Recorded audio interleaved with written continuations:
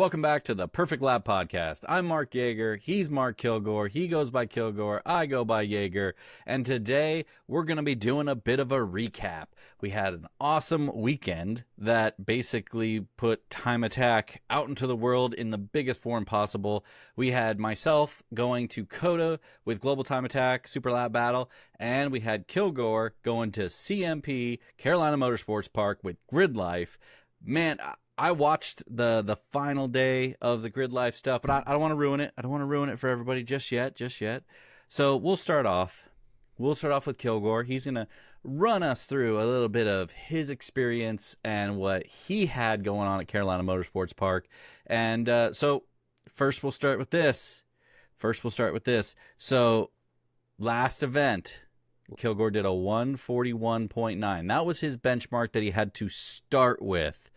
So we said the weather was looking good, but I vaguely remember hearing something about some showers or something at some point. So run us through it, Kilgore. What was the weather like?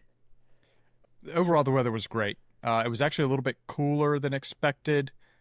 We did have some rain come in Friday. Was it Friday? Yeah, Friday evening. So I actually didn't run the third session on Friday. I know some people like to say, oh, like if it's raining or if it's wet, like you should still go out, etc. I get that, and I don't disagree with that. At the same time, when I've got another 2 days worth of running and you're putting the car at more risk, I just don't go out. You know, it's just not my thing. I'm going to save the car, save the tires, save everything. But anyway, otherwise, overall, weather was nice. I guess you could consider it to be Time Attack weather. Even Sunday morning, it was actually cold enough to where it was actually a little difficult to get heat into the tires. I gotta say, I'm happy with how the weekend went. I've got a grin on my face. I've got another trophy sitting over my shoulder. So we do see it already. So yes, I guess we can't hide it for too long. No, we can't. I ended up second place in Street GT. I'm super happy with that, super pumped. I will say that you and I both made some predictions, and I failed to deliver on those predictions. What a loser. I'm sorry. I know. I'm sorry. Yeah. Overall, the weekend went great. Yeah. So you predicted a 138.9. That's right. I believe in you, so I went 138.7. And since we already let the cat out of the bag that you did place second place at GridLife, what was your official time? So my fastest time ended up being a 139.2. So I was 0.3 slower than my prediction, half a second slower than your prediction. Now, let me look around here and get my my driver excuses bag. Let me see if I can find that. I will say this. So if you've listened to our last 2 episodes ago where Jager and I talked about CMP, you heard a lot about the upgrades that I had made to the car. And I will say this. I never ran my high horsepower map. I only stayed on my low power map. So that 39.2 was with my low power map. So do I think that I could have easily hit those times? Absolutely. Actually,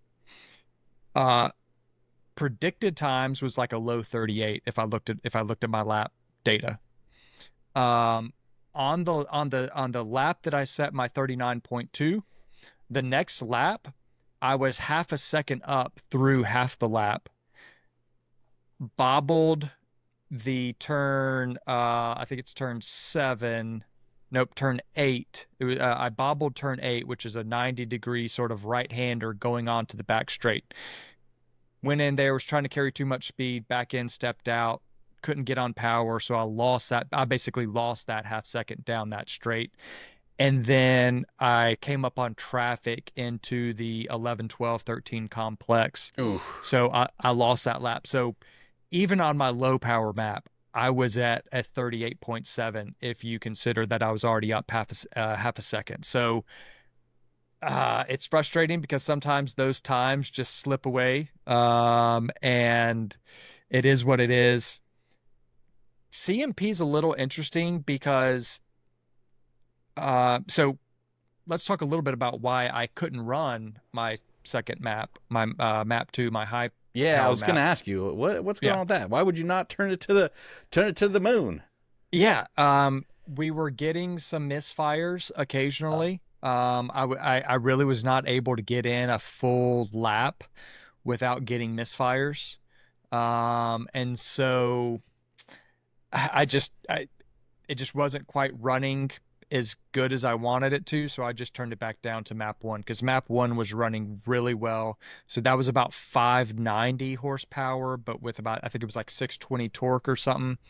And so that map was running well. I didn't want to have to try and deal with, these issues with the misfire, et cetera, et cetera. So that was what happened. I still think we were right, Jaeger. I still think we were right. Had I I been able, had I been able to turn it up, I know that we would have been there. But unfortunately, that's how it goes. It's a pretty interesting track, like you were saying, right? So, it starts off you're 1 and 2 and 3, kind of a wiggle corner there, down a straightaway, get into 4, gives you a nice like 180-degree turn in down a straightaway. So you got to get that really good power drive out of 7.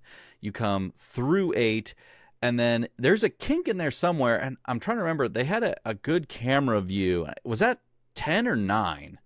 Was It's that? I 10. think it was 10. It's 10. Yep. Yeah, because they were showing 10. They showed like Cal Fortner coming through there and just banging that thing off that. That was a really cool view. I love that view of those guys just jumping over that. There's a real low curb on the inside. There's actually an access road from 1 to 10 that cuts right across the middle of the track. And there's a low curb, and you can just launch off that thing. Shout out to Alex Swank, who's a photographer. He actually sent me a picture. He's actually got my car on 2 wheels going through that. Like I've hit the curb, and you're doing 2 wheels. There are a lot of cars with like a 2-wheel shot. So doing that. But even with that being said, going back and looking at the data, as we do as time attackers, there's always more time.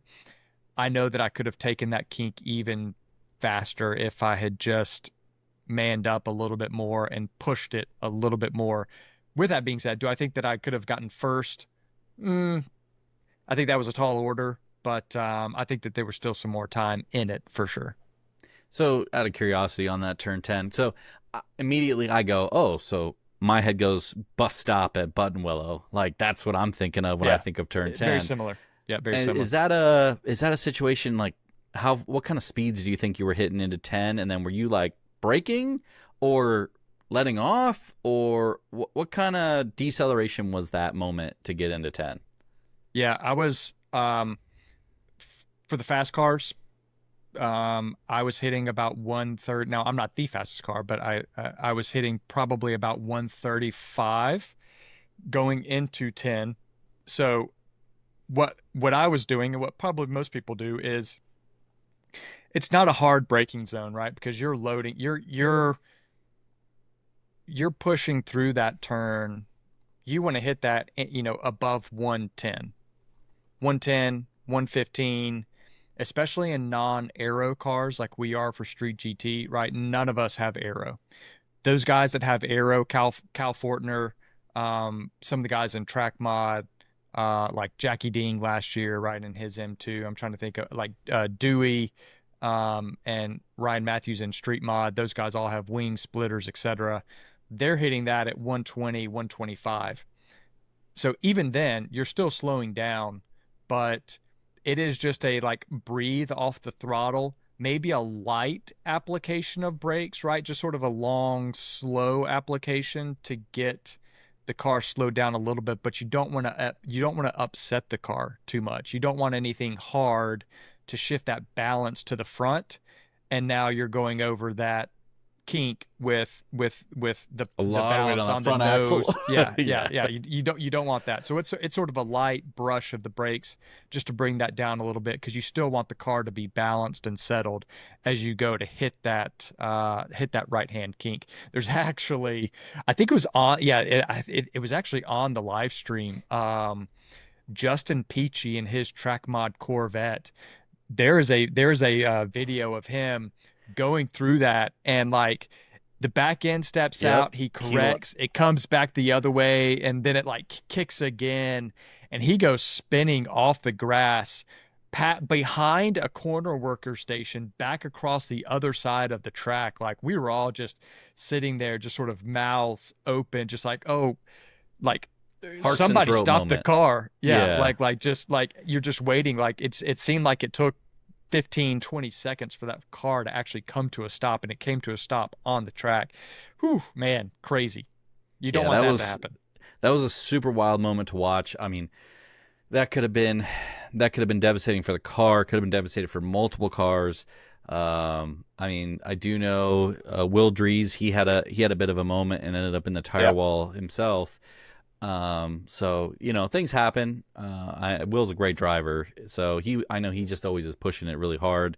So look at that car. It didn't look like it had. I mean, I could be completely wrong, but it didn't look like that car had much damage. It seemed like he had it pretty well stopped. He just didn't want to, if he was leaking fluids or anything like that, he didn't want to, try to start it up and kill an engine Right. for no good reason. So, Yeah, that's right. Yeah. it just gives him a bigger reason to, modify the car more. That's what it should be. That's exactly. Yeah. So you went out there, you did your thing. So I'm kind of looking through here, and I'll post it up here for our YouTube viewers so they can, see it as well. Here's all the GridLife results. So kind of a cool thing here. Their classing looks like it's working very well. We have, the fit guys at like a 155 as the leaderboard there. We have the Club TR coming in at 141. Street at a 140. Ryan Matthews in Street GT at a 138.8. Ryan Matthews again, double podium, at a 135.3. Maybe the weird oddity here is track mod, because track mod should be faster than street mod, but that happens from time to time. So 138.0 from Team Vitor there. And then the unlimited class with a 132. That's a pretty stout jump, although it's probably more in line with what is to be expected as well. So it's looking like the classing is working pretty dang well there at GridLife, where they're kind of bolstering it up every different section per se. All the different classes seems to be in the right ballpark. So agreed. I will say, in terms of track mod, I think if you looked overall, so the those results that are on screen that we were just sort of calling out, those are the final results, including the podium sprint. So correct. Those aren't necessarily the outright fastest times for the winners. For track mod, those guys actually were some. I think Justin Peachy actually was, who's Team Vitor P1. We'll get to that, but man, those tires worked exceptionally well this weekend for me. But he was actually, I think, in the 35s, so he was close to Ryan Matthews in street mod as well. Hats off to Ryan Matthews. He was running two different Corvettes. He had a C5 Z06, and then he had a C6 Z06, pulling double duty. He knows CMP so well. He's a bit of a specialist at that track, if I may say so. Like, he has hundreds and hundreds, if not like 1,000 laps around that track. So, I totally agree with you. Everything was spaced out pretty well. I do think, and this is something that I think is interesting with CMP as a track itself. While it has a long straight, it is a traction limited track. Okay. It is all about how you can get out of corners, right? Getting your traction down and digging out of corners is what makes your time there. And so having more horsepower isn't always necessarily going to immediately mean that you are going to have faster times if you're struggling to put that power down. Yeah, you may be able to carry that power through the speed trap ultimately at the end of the straights, but you may lose half a second getting out of the corner, and then you're trying to make that time back up down towards the end of the straight. So it is a traction limited circuit. And so I think if you compare that, which I'm looking forward to, if you compare that to the next track that we're going to with GridLife, which is Road Atlanta, which is right, that exactly right. Like that is a speed power circuit. So not as traction limited. So I think that you would see the track mod guys be, they probably will separate themselves a little bit more from street mod, and the power classes do a little bit better there than CMP. CMP is just a little bit of an oddity in that, in that characteristic. I We always talk about Button Willow. I know that's something that you have a lot of time at. Is that sort of, what would you consider that? Like, is that a traction limited circuit? Is it speed? Like, what does it favor? Well, I would probably put it more in tune with what you're talking about at CMP here, right? So, kind of when we get to the point of talking about Coda and stuff like that, that kind of goes into that same kind of characteristic. This cars that are gonna edge out a lot of time because of high horsepower, you're gonna go to a track like CMP or you're gonna go to a track like Button Willow, and now that time is gonna close right up. You need to have traction. You need to be, have a versatile car. You need to have a good suspension setup, and the aero needs to be on point. All with an appropriate level of power. Like the cars that have, a good example of this is Ferris, right? So Ferris has gone to Button Willow and has not broken the overall lap record at Button Willow yet. It's still held by a Honda Civic. So, and that's held there for a long time. Same situation. I mean, I don't think Life's been back there in. My memory isn't serving me right, but I don't think they've been really back there in a good place with that car. I don't think Ferris has really been there in a good place with his cars either. But just one of those things where it'll be interesting to see if he can go out there this year and break that record. Sorry, going off on a tangent about Button Willow. It is Time Attack, so we'll talk about Button Willow whenever we want. But it's definitely one of those things where when I look at places like Road Atlanta, when I look at places like Circuit of the Americas, high horsepower Corvette is going to be a hell of a lot better of a car to choose than a 4-cylinder, 4-door Subaru that making 800 horsepower is stressing that car to the max, where you can run that same level of horsepower in a Corvette without really blinking. Yeah. So. Yep. So to your point, I mean that's just it's fact, and it is a factor at CMP. And I think that was also something where, going back to sort of how my weekend was playing out, Friday, right, as a lot of people are doing, you've got new builds, you've got new modifications, you've got just new stuff on the car. You want to make sure everything's working well. And that was a lot of what I was doing Friday. So we had 3 sessions on Friday. I only ended up running 2. And so the first session was just to go out. Let's make sure everything's running well. I wanted to do a couple more logs. Like I wanted to do a real full log of my map 1 and map 2 to make sure everything was running well. Are we getting any misfires? Does everything seem to be on point so that we can really start pushing? That's where map 1 seemed to be running well. Map 2 seemed to be having some issues. And so it's like, okay, that's fine. For the second session, so first session, I actually ran my old wheels and tires from last year. I didn't want to try and do too many things at once, right? I've got a new set of wheels and tires, but I'm not worried about those. Those are going to be bigger. I may have some rubbing issues. I don't want to throw away a session trying to figure out rubbing issues when I need to be figuring out if the engine's okay, right? If the tune's going to be working. So I kept my old wheels and tires on. Choose one variable at a time. Exactly, right. I wanted to be methodical about get everything in shape before we really started pushing. So engine, everything's looking good other than map 2, but that's okay. I've got map 1. We'll see if we can figure out map 2. For the second session, so as we talked about, I had 2 new sets of wheels. Shout out to Whoosh Bespoke.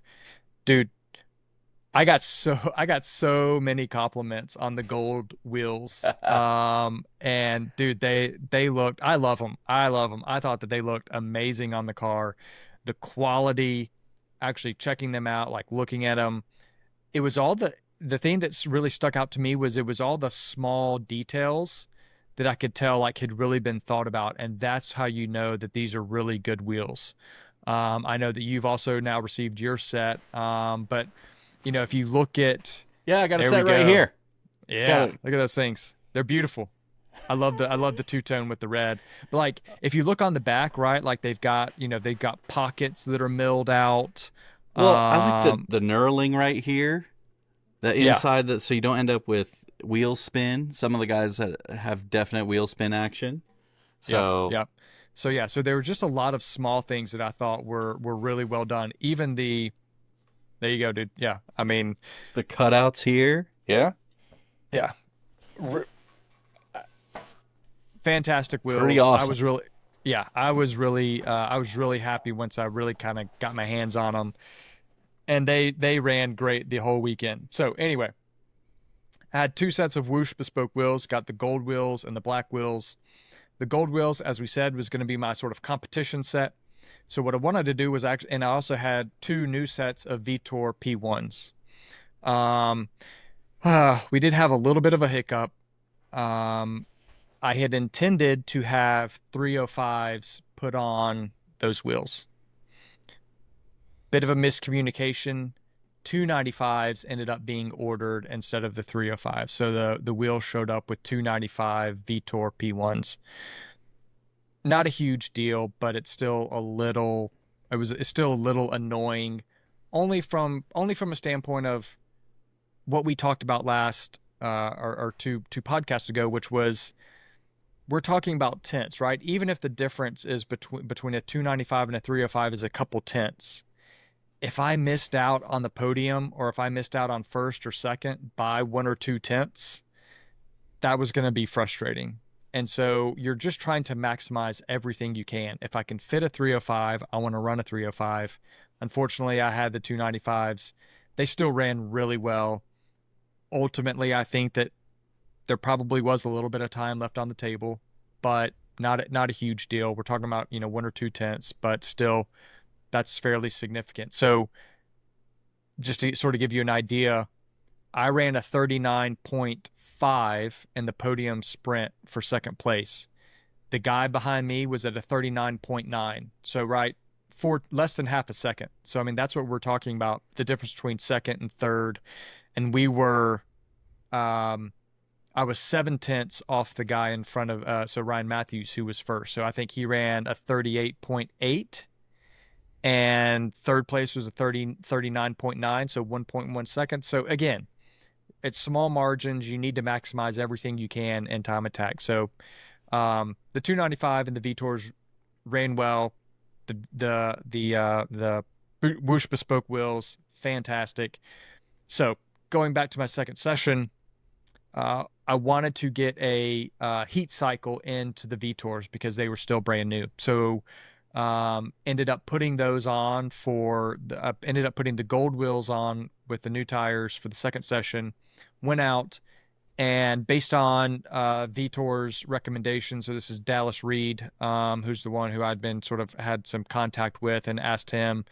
He's one of the reps for Vitor and said, hey, what's the best way in terms of getting a heat cycle in? He said, go out, do a 7 tenths lap, an 8 tenths lap, a 9 tenths lap, slowly bring them up to temperature, and then let them sit for 24 hours, which is pretty standard, honestly, for most 200 tread wears.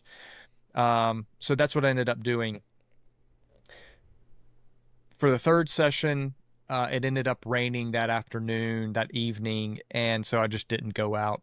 We had a lightning delay for maybe about 45 minutes, and then they sent cars back out. Nobody was running faster. Like, people went out, but I just wasn't going to do it. So Yeah, I was gonna say I think I saw on Mike from Stanceworks, his Ferrari build setup thing. He did a good video on that. He went to go do a session. It started raining. He didn't say it was a lightning delay though. He just said they paused it, but that makes sense why they would pause it for lightning. Yep. And then he went back out and he said, like you're saying, like, I think you made the right choice in just not going out, because he was saying it was like being in an ice rink. He was struggling to keep the car on the track and, within the line. So I think you made the better call in not putting the car in jeopardy just in case. Yeah, for sure. So, I'll be honest, at the end of Friday, so the first two sessions, I think the first session I ran like a 44, a 1 minute 44, right? So again, going back to my time from last year, which was a 141.9, I was really hoping that I could go out there and without even breaking a sweat, be running a 41, right? Like that would make me feel like, set okay, that tone for the weekend, exactly. right? Yeah. So first session was in like a 44. Okay, that's fine. We're still kind of trying to figure things out, make sure everything's okay. We're scrubbing in the new tires for the second session, and I ran a 43, like a low 43. Third session, I would have gone faster, I'm sure of, had we not had the weather, but that's fine. But the guys, so the two competitors in front of me, Ryan Matthews in a C6 Z06, which they're just fast cars. They're lightweight, and he's got that thing built. He knows those cars. So he was running, like I said, he was running a C6 Z06 in Street GT, a C5 Z06 in Street Mod. He was running both of those. He knows Corvettes. He can build those things. He knows CMP. So the day before GridLife, so that Thursday, they actually had a test session, a practice session. It was put on by another group, but as you can imagine, a number of people that were attending GridLife went to that track day just to get some time in. So Ryan Matthews was there, so he had a test session Thursday. Austin Hurdle, who was in a Z8 Corvette, not a Z06, just a base C8 Corvette. It's a new to him build, pretty basic, but we know that from last year, Andy Vogel won and set records at a lot of tracks in a base package C8. So we know that car can be quick. He was also there on Thursday, so he also had some time on track. Well, in the two Friday morning sessions, I'm trying to remember, Ryan was at a mid, maybe a high 38. So he reset the track. He said he reset the track record for Street GT at a 38. I think it was like a 38.8 or something like that. Austin was at a 39.5. And so I was sitting in third or fourth at like a 43. So everyone else was way behind. Basically, they were the two who had already had a practice session. Everyone else had shown up Friday, and we're still all trying to get geared up, get our eyes into the track, right? Make sure everything's going. And these guys are like way out front. And I was a little worried, honestly, because I thought like, geez, I've got so much time to make up. Yeah, the car's feeling good, but I feel like that's a big jump. I need 4 seconds, 5 seconds to catch these guys, and that's a lot of time. And I was really concerned Friday night. Ultimately, went out Saturday morning and ran my 39. I think I ran a 39.8 or 39.7. So I got into the 39s immediately. Felt much better. I was like, okay, we're in the game. We're in the ballpark. We're close. I can start chipping away at this time. And ultimately, the next session, the second session on Saturday, got down to the 39.2. The third session, I knew it was going to be slower. It was warming up. We'd had all the drift cars out on track. And so what I was actually deciding to do was I actually said, I tried to make some changes for the map 2. I said, I want to go back out and I want to try the map 2 again, because Sunday morning session is going to be fast. It should be fast. I want to figure out what I need to be doing for Sunday morning, so I have everything ready. I don't want to be messing around with another map if it's not going to be running right. So the third session on Saturday, I ended up running map 2 again, tried to make some changes. Still wasn't running right, so I just said, okay, you know what? I'm going to go back to map 1. I know it's running well. I'm doing well, obviously at a 39.2 so far. So I'm just going to keep it at map 1. I'm going to shoot for some cooler temperatures, more track time, see what we can do Sunday morning. I actually think it was too cold Sunday morning. So for that session on Sunday morning, I couldn't get the heat into the tires. The Vtors, as we know, take a little bit more heat than maybe the AO52s or some of those other type of tires. The guys who, many people did not set their fast time on Sunday morning. There were a few people who improved over Saturday, but anybody who did improve, it was like their third or fourth lap, which is a bit unusual for Time Attack, right? So, it is what it is. It's okay. I did not improve Sunday morning, but again, it's all about some of that strategy, right? Trying to figure out, how do I put my car in the right window to run my fastest time and not be trying, I'm someone who's like, okay, I'd rather have a known quantity in a car versus changing something and not really knowing how it's going to affect the car and having to deal with that on the fly when I've presumably got my best track conditions. I don't know. What are your thoughts on that in terms of making changes? It may or may not help, but it could hurt. It could hinder you, and you could blow that last session. Do you take something with the known quantity, or do you push and go for that map 2, which may not be running right? What do you think there? I've done both. I've definitely said, let's be conservative and not make a change because like you said, known quantity. Leave it alone. I'll work through it type thing. And I've also done, on the flip side of that, I've done the alternative and said, we need to do this. And I think a lot of that comes down to the level of competition you're competing against and where you are at in that competition. Sure. If at that moment in time, would you say you were at a point where you said, I cannot get first, but I can lose second? So at that point, I was still sitting third overall. And so you saw you could gain without having to take too much risk. Yeah. So yeah, to your point, the calculus there was I could maybe get to second. But with GridLife, and I think this is how the calculus changes global time attack versus GridLife, where you have a traditional time attack. Wherever I can set my fastest time, I need to set my fastest time. So going into that Sunday morning session, I was sitting third. I had nearly a second to fourth place and over a second to fifth place. I really was not that concerned with being dropped out of the podium sprint position, right? I was pretty solidly in the podium sprint position. So that's really what you're aiming for in terms of with GridLife. I just need to get to the podium sprint, and then I need to run a fast lap. So that's sort of, again, why I really wasn't too concerned with catching the guy in front of me. I, of course, always want to set a faster time, and I want to try and get the maximum out of the car I can. But I was also trying to figure out what condition does the car need to be in for podium sprint, because that's when it really counts. Yeah, and good point, right? Thinking of it in terms of the strategy factor of getting into podium sprint versus the overall. And that's where the podium sprint makes it even that much harder because you don't get that second try at it, right? Like if you were going to put your high map on for podium sprint, you could end up in fifth. Mm-hmm. Right. Absolutely. So that's where, maybe at that juncture in the morning session, I might say screw it and go to my big map and go, let's do. I don't see a way that I'm going to lose out of the podium sprint. Let me give this another whirl. Let me go out there and see if I can make this hold on. And if it does, let me see what lap time I can do.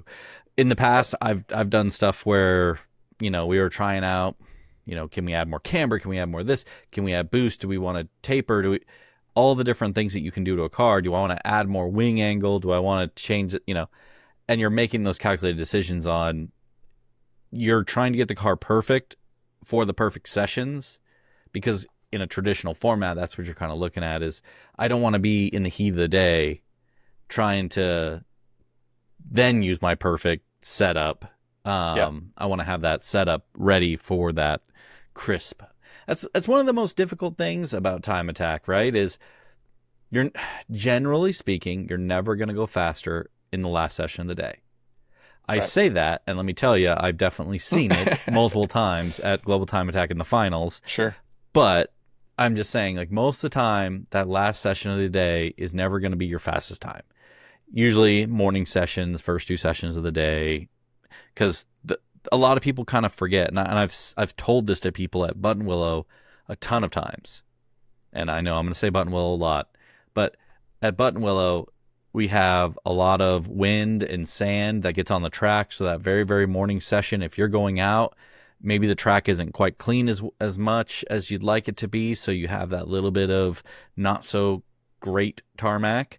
And then it's too cold. If you're talking like it's 38 degrees, 36 degrees, that's too cold to go out and run a perfect lap. So that second session, it would really be the session that like really hits hard and allows you to do that. So I will say this, the Austin Hurdle, watching that Podium Sprint, I was watching Podium Sprint and I'm going, because he had an issue with his transponder. So he went out, or he didn't go out, or something happened, and he was out there. He was in front of me. And then they pulled him in because he wasn't pinging. Then they had him come in, they fixed his transponder and sent him back out.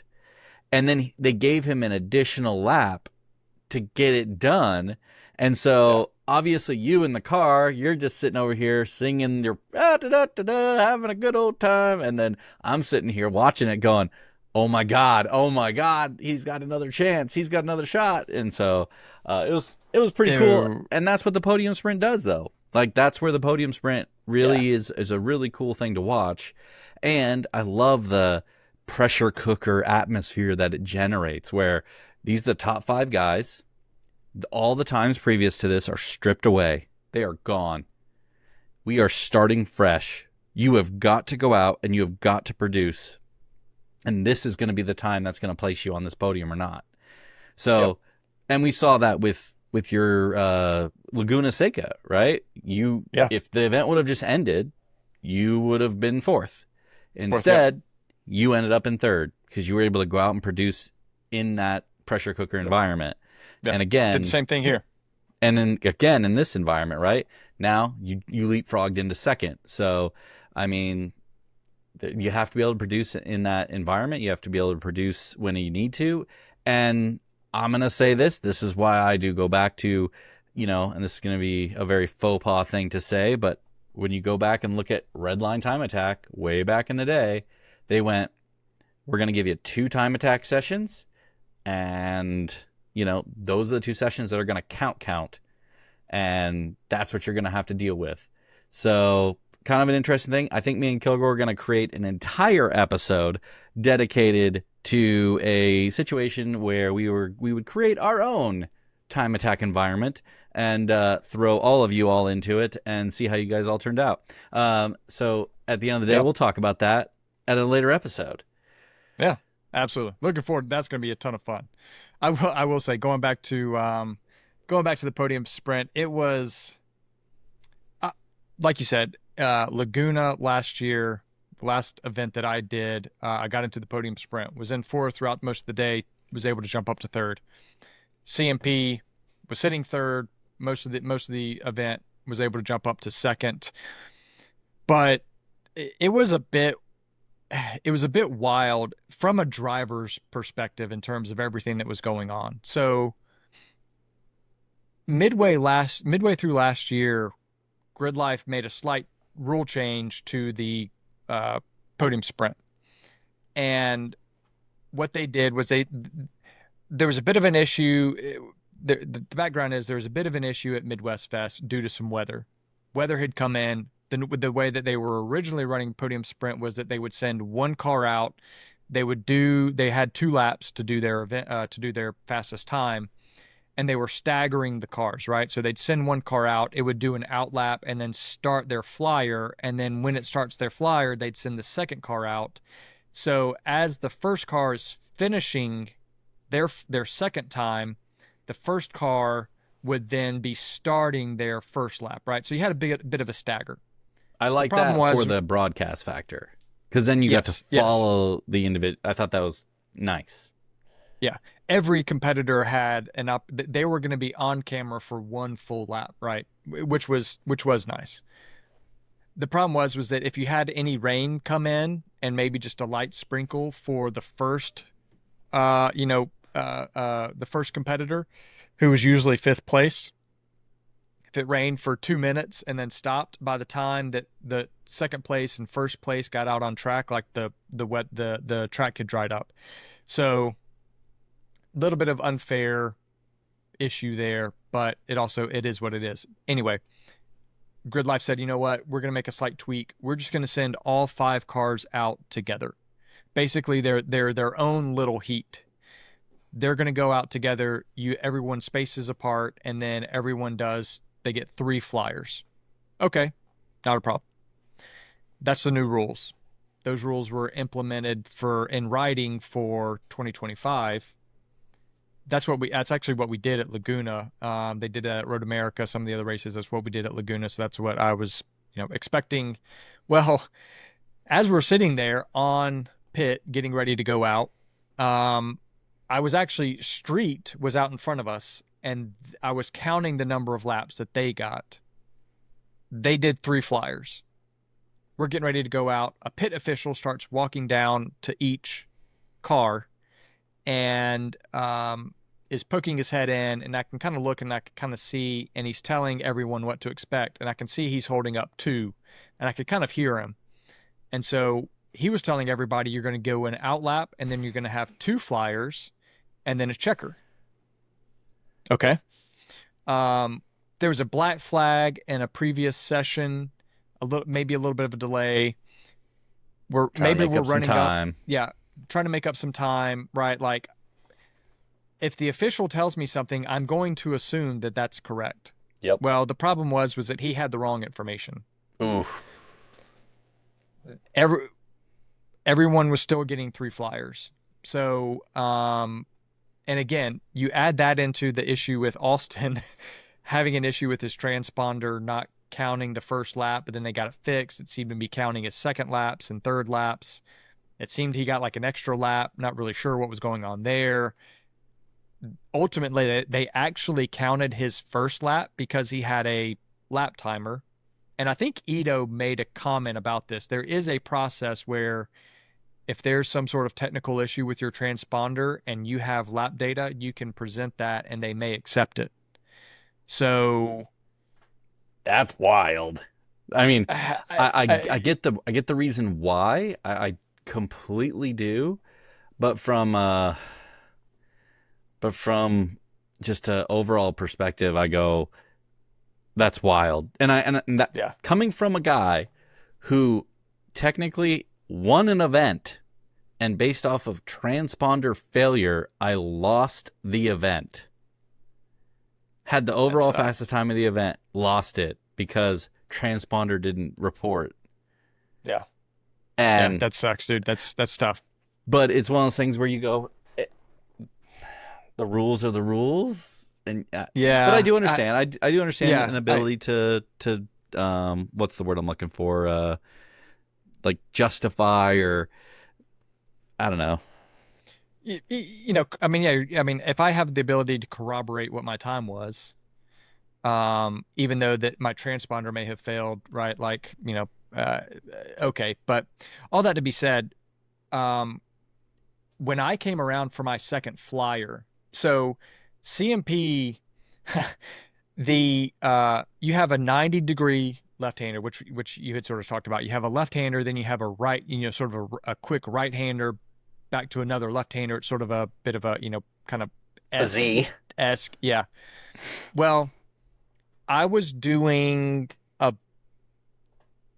120 on the front straight going into the braking zone.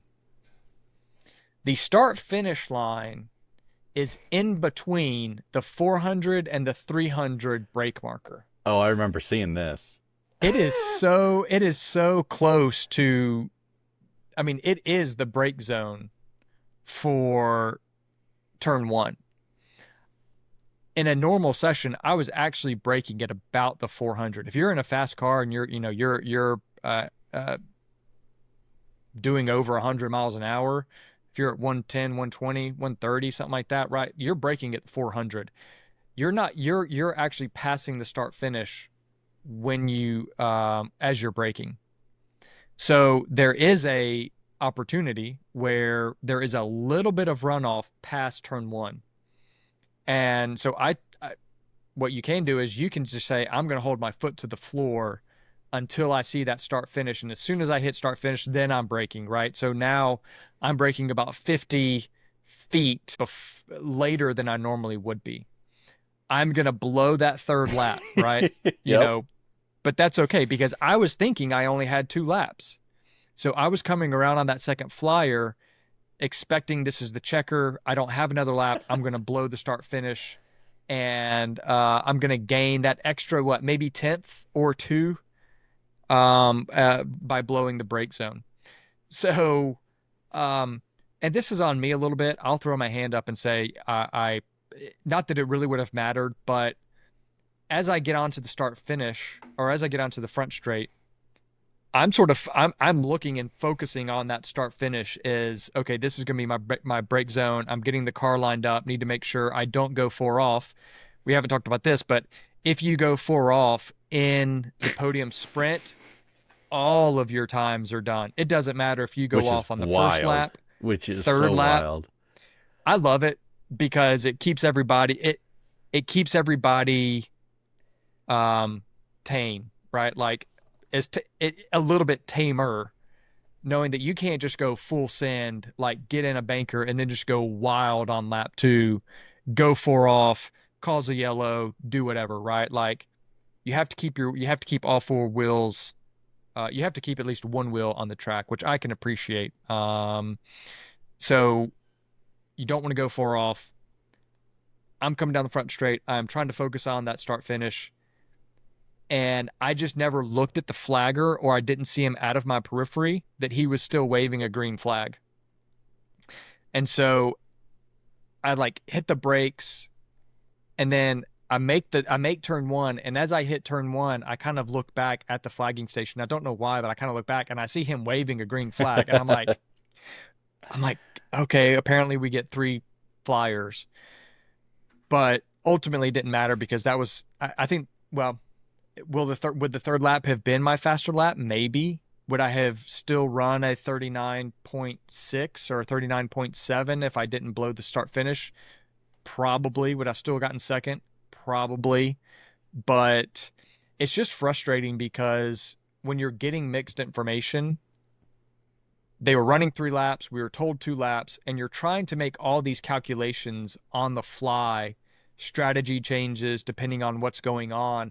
I could easily see where someone sets a banker, okay, second lap, maybe you bobble and you're a second down, your lap timer showing you're a second down or a second and a half down.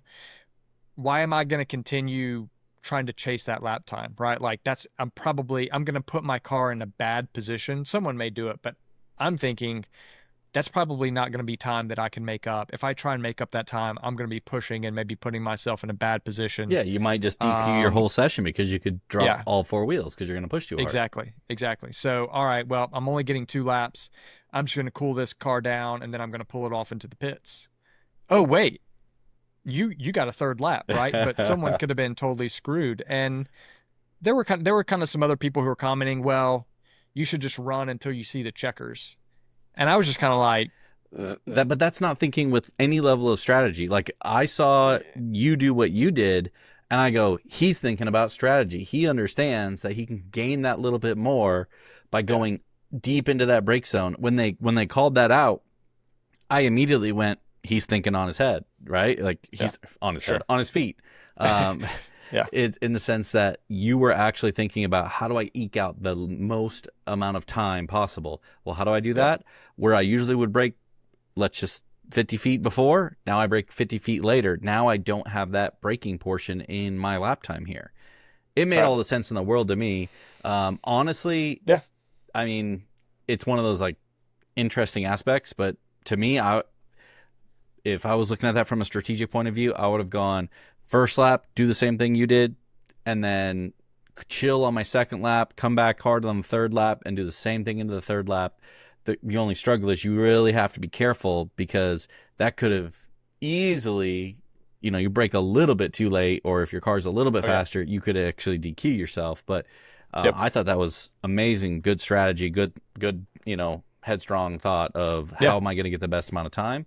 This is how I'm going to do it. So, Yep. Ultimately, as I said, ended up second. Super happy. It was a great time. CMP is just an okay track. I mean, it's not bad for what it is. But at the same time, like, it's a bit annoying because they don't really have much paddock space. A lot of people are just parked in the grass. Like, it's very sandy there. I think it's so sort of you're in South Carolina. You're a couple hours from the coast, but it's still just a sort of sandy environment. There's really not much dirt, and so there were a couple times where going out on track out of the pits, I'm barely getting on it, and I'm just like spinning the tires up because it's just sand and grit and just crap all over your tires. So I think that's one aspect that you sort of have to consider and deal with is getting your tires clean and in a good window on that outlap, because the course tends to be a bit sandy and gritty, especially after the drifters has been out there. They sort of lay down a fine dust with the way that they're spinning up their tires.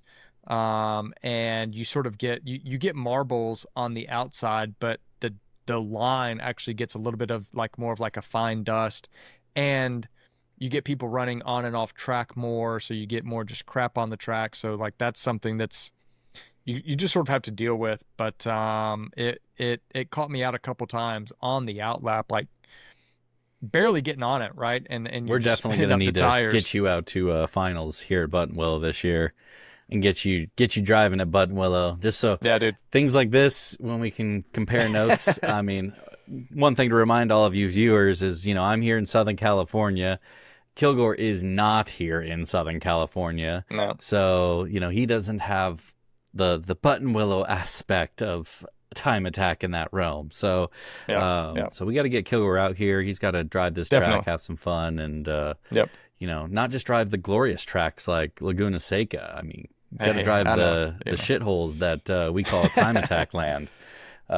Tradition, man. There's tradition there. I'm going to get out there for sure. So definitely. And I think that there may actually be an opportunity to do it this year. So we'll see how that goes. But up next is Road Atlanta, May 9th and 10th, I think it is. I'm super excited to, get my tune set up, and dude, going to be critical for that. Yeah, I think that will be a track that will be better suited now for my setup. So I think, again, I'm looking forward to it. Interested to see who's going to show up, but still, the car's running well. The car's set up well. It's going to be competitive in the class, no matter who really shows up. I mean, I can run with C8s, obviously, being able to beat Austin. He willed that thing. So let's talk a little bit about this just very quickly. What were some of my goals going into this? Which was one, obviously beat my previous time, which was a 41.9. I knew that was going to happen. I also had the goal of I wanted to try and chase Andy Vocal's record of a 139.3. And this was something that you actually brought up, right? I broke Andy's record. It's just that the other two guys in front of me did as well. And I'm still happy with the fact that I was able to beat Andy's previous record, right? It was only by a 10th, but that means, to me, the car's quick. The major car's progress. Fast. Major progress. It's gonna be, it's gonna be competitive in the class. Those two guys who were in front of me in the regular sessions. They were quick as well, but looking forward to the rest of the year. Road Atlanta is going to be a lot of fun here in just a few weeks. So looking forward to that. Well, Jager, anything else from you? We've been going for a while here. We've had so much to cover. It's been awesome. We had some great events. Any final thoughts from you? Final thoughts are Time Attack is alive and well. It is doing amazing. And let me tell you, you better make it out to an event this year. There's events going on all the time. Get in your car, go to one, be a part of it, take part, see us, say hi. We'll love to see you and shake your hand. Absolutely. I will say this. Before we get out of here, I want to give a shout out to Aaron, Blue Audi S3, one of our listeners. He was at CMP. He came up, said hey to me. He said, hey, man, been listening to the podcast. Love you guys. Shared a couple of his favorite episodes. So it was just awesome to hear, awesome to be able to chat with him at CMP. If you see us at any other event, Jager's going to be doing stuff over in SoCal. I'll be doing stuff with GridLife. Hope you guys come by and say hello. Don't be shy. We love being able to talk to you guys. So big shout out to Aaron. Check us out on Instagram. That's where we help you guys keep up with what's going on in the Time Attack community. For this podcast, obviously YouTube, Spotify, Apple Podcasts. As always, thanks for listening. All you Time Attackers out there, keep pushing, go fast, take chances. We'll see you in the next one.